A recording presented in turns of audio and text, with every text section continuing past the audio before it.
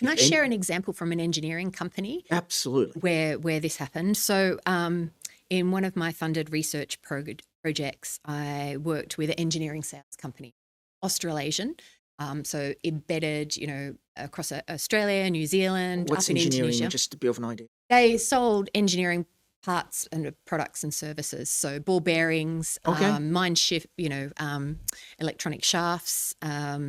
They sold into mining industry, manufacturing, car industry when we had that in Australia. When you say they sold, as in they create and sell, as in they create the product or they just sell it? They on-sold it, and they Okay. also added value by bringing different engineering And maybe products together and implementing solutions. Beautiful. Yeah, Makes sense. and so in this organization, I was invited in because they had a problem. They had flatlined gross profit percent.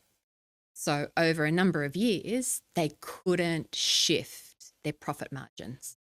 Right? They tried all sorts of things. First, they jumped to training, love of learning. Let's send people on courses, on diplomas, on MBAs. And yes, that increased engagement, but didn't increase the bottom line. Got it. Interesting. I'm not advocating that always plays out. That was in this particular context. It didn't. They looked at, the marketing protocols, in their product catalogs, they looked at increasing, the gross profit percent on each item, right? And that didn't shift.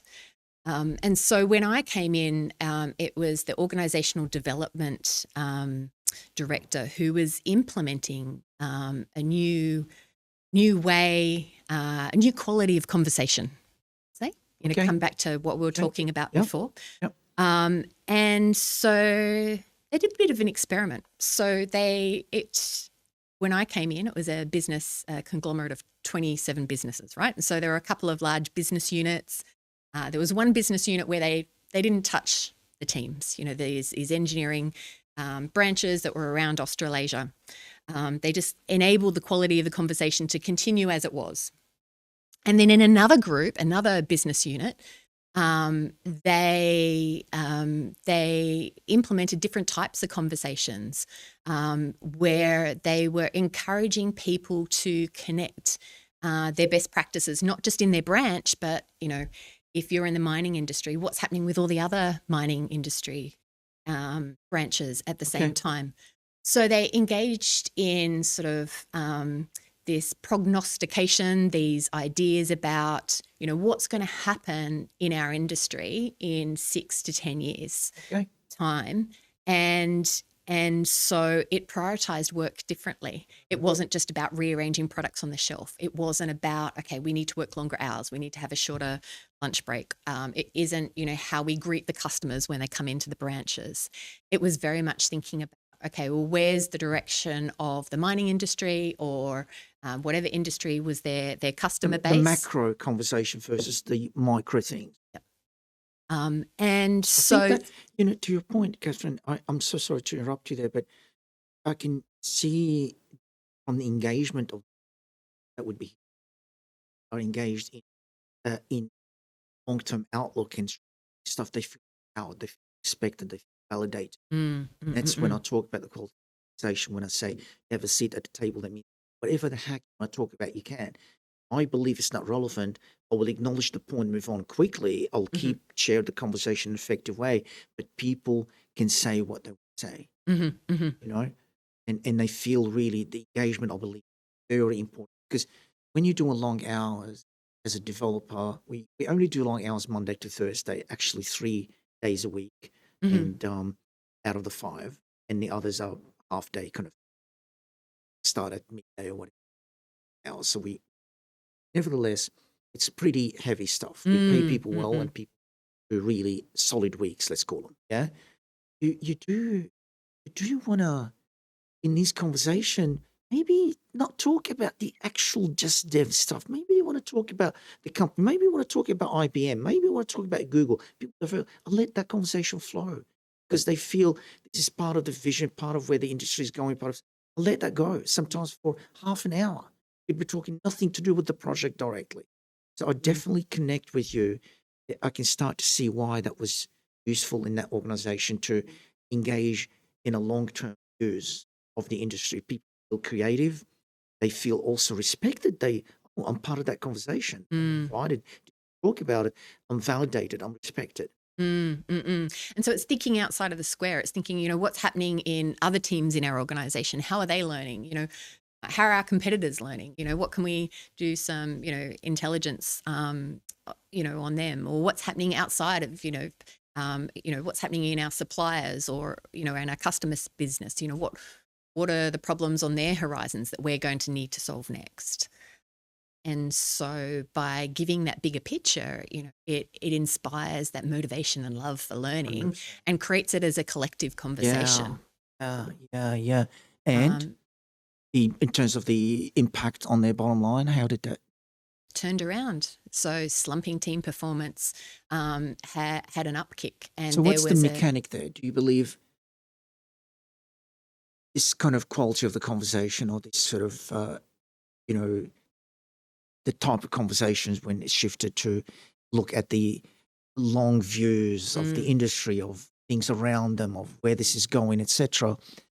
How do you feel this kind of the flow effect to why it ended up impacting the bottom line?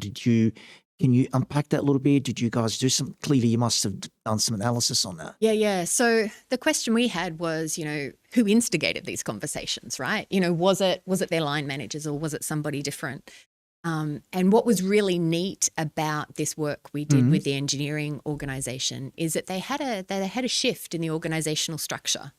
They changed the way they designed the organization to nudge these conversations.